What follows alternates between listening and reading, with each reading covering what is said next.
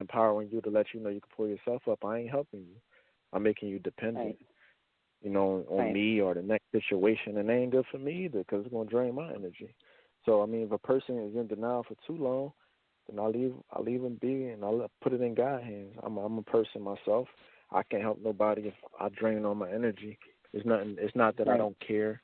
It's not that I don't love the person. But you got to know. You got to know what your limits is, and you can't play Superman and God to everything. You know what I mean? So I do my best. I like that answer. Thank you. Now, let's let our listeners know what's happening with you currently, tour dates, appearances. I did notice you have some things coming up actually this month. Can you share with our listeners tonight, before we Yeah, depart, like what's happening with Arson, where you're going to be at, and also where they can follow you on your social media pages? for sure. My next show is in New York City. Is in Brooklyn at the Paper Box. My hometown. Oh, my God. Yep. You're going to New York, and what day is that? That's the 19th. That's a Tuesday. It's with Major Stage at the Paper Box, which is a nice venue. I'll be there, and then after that, I'll be in Philadelphia. Moneybag Yo is also performing.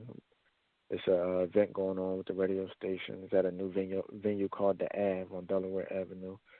So I'll be performing there. And then in January, I'll be coming to D.C. and then New Orleans. But those dates and details are to be announced. I try to have people focus on the next 2 months because people forget stuff. But yeah, they're my next two shows. Right. Yeah, so November 19th, New York, December 14th, Philadelphia. And you can reach me on social media. I'm at Arson215, ARSIN215. Everything's Arson215, everything. So Facebook. Arson is 215. Is Arson is 215 like an area code? What is that? It's Philadelphia area code 215. Now I want you down the road. You're gonna have to invite me to one of your shows. I've never been to Philly. Never, never, never. I plan to be in Virginia next month. And then I think I'm going to go to my college. They do day parties because CIAA, like basketball tournaments, they happen in February in Charlotte, North Carolina. So I'll be back on the East Coast. So I definitely want an invitation if you have anything happening in the Philly area. I would love to come visit for a purpose because I've never been to Philly. Never, never, never. Yeah, you got to come through. You know what I mean? You definitely got to come through. You got to invite me, though. Yeah. Don't forget to invite me. Of course I'm inviting you. I was just on the West Coast. I did a show in L.A. If I'd have known then, I would have been over there. But I am. You need to come and do a show over here in either Tacoma or Seattle, Washington, because I don't know about you, but this is an amazing place for marijuana being legal, and I really wanted to try to do and be a forerunner for a Reed Fest, like a mini concert. See if I can get High Times Magazine to sponsor it. I have connections with one of my homeboys who's a producer. He goes by Teddy Ted. He produces Nice and Smooth, and some old school artists like Positive K and others like that. And Heroes of Kid Capri, and those are my old school people. But Teddy did a show with Nice and Smooth out here some years ago. I opened up for them years ago. That's my boy. I mean, he just texted me yesterday. I didn't know him. As a matter of fact, I didn't know it was them until I met him. I didn't know they was performing. He's awesome.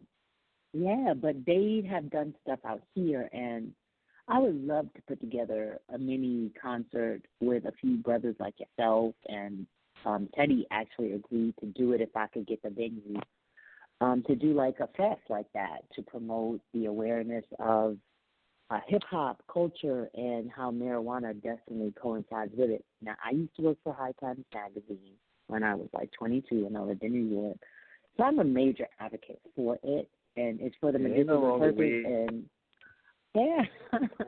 great. Everybody should go watch the documentary "Greener on the Grass is Greener." It's a good documentary about marijuana. I saw that. How they tried to criminalize it to Did you segregate see blacks that? and Mexicans. Yes, so they, Did you see in the beginning though how they were trying to say, oh, yeah, that's exactly what they did. White women are losing their minds and going wild and going off with black men. It's all propaganda. So make sure y'all check that out so you can like recondition your mind about marijuana. It's called The Grass is Green. Thank you, on Netflix. It is on Netflix. Grass is Green. And hey, they even stated that some of the greatest jazz musicians, from Monk to Coltrane to Duke Ellington and others, were singing about marijuana in their lyrics. And it was frowned upon back then, but when Monty Cyrus do it now, it's cool. So make sure y'all watch that and see what's up. see what's really what's up with our culture. See what's really up, because I do this hip hop thing for real. No, and you know what? Something you said, Arson, made me reflect on the Wu-Tang saga that was on Hulu just recently, and I had and I was actually blessed with interviewing Elijah Martinez, who plays Divine. RZA's brother. He portrayed Divine. He came on my podcast. I always imitate his voice. We always make. I love him. Yeah. He's so fly. But he actually is such an amazing person and so humble. And he was real patient with me. I was having technical issues that day, so we wound up having to jump on Instagram Live, and he still did it with me. But Elijah shed some light. So very few understand the background behind RZA and his brother Divine's relationship and how it correlated to the making of Wu-Tang and how important Divine was to RZA's life. Even the dissension that added towards the end of Wu-Tang when they were all departed came from issues that some of the artists didn't realize how strong of a standing RZA had and instrumental he was, with all members breaking free to do their solo projects, but always having ownership because he was the mastermind behind Wu-Tang. Not only that, ODB being his cousin, and when he got shot in the back, and got locked up and came out, and when he came out, his anxiety overcame his trust for his own cousin that he signed to Rockefeller.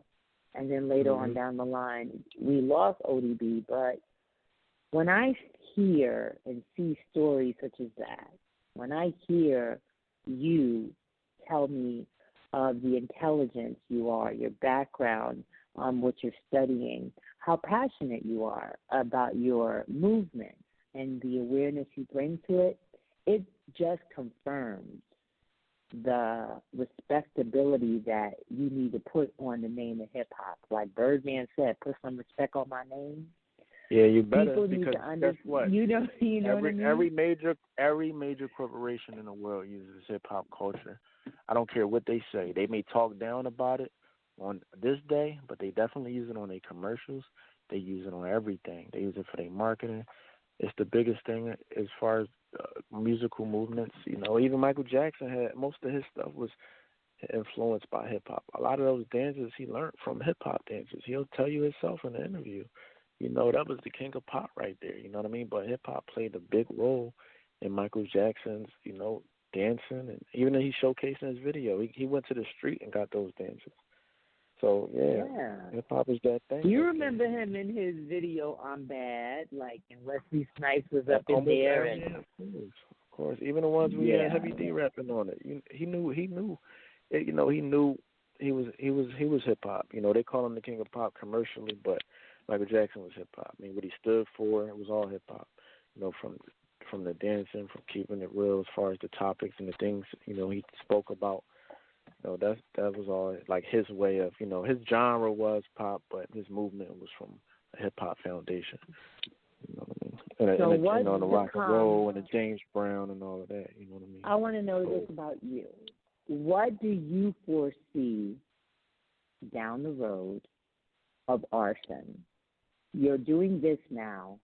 Do you ever see yourself on the flip side, behind the scenes, production, not doing the artist thing, but more so creative, where you are, you know, doing stuff where you're producing,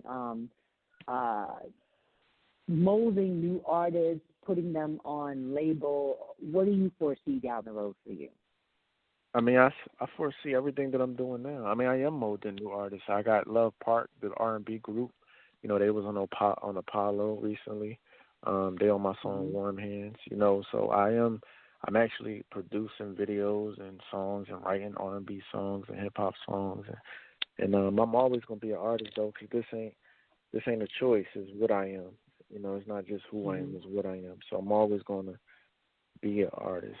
And the good thing about now that we have seen the evolution of music and hip hop, we see that you can be an artist forever. You know, like you look at Stevie. You know, you can have your hands in many pots. You could be on the business side. So I look at me doing everything. You know, this world tells you have to be in a box. I'm not in the box. I do whatever I want. So, like I said, like my song, I do what I like. So I may be doing some production. I am acting. I just did a commercial with John Deere, you know, that I was rapping in, that'll be out soon on TV. So I just kind of do whatever I want. I'm an artistic person, you know, so I may shift focuses here and there, but I'm always going to be doing, you know, art. Well, Arson, I want to thank you for gracing me with your presence. You've given me a bigger respect for you. I had been following you recently on your Instagram page. I think we came across each other on my breast cancer page. And then I have a second page, which is Love Jones Ty, and I think we follow each other there as well. I want to thank you for being my guest today, and I would love to continue to keep up with you and know what's going on with you. And we definitely, down the road, prior to one of your shows, I would love you to come back on either prior or after, like somewhere in December, just to give the listeners an update on what's happening with Arson, if that's cool with you. Yeah, that's fine with me. Make sure y'all follow Arson215 and get my new album, Want. That's WANT, Want, on all platforms. Okay. That's what's up. Arson, thank you for being a guest on my show today. And this is Ty Jones. Thank you for having me. Thank you, and I appreciate you. No problem. This is your girl, Ty Jones. This is Ty Jones, the voice. You can catch me next show to be announced. We are blessed to have the amazing Arson, hip-hop artist from West Philadelphia, on the show today, and definitely spilled the tea on so much knowledge and information. Please follow the brother on his platforms, as he stated. And taking us out of here, I'm going to see, I have a few other artists that I do like. So taking me out tonight, I'm going to just choose. He's a singer, R&B singer out of Philly, but lives in D.C., and he goes by E, the R&B rock star.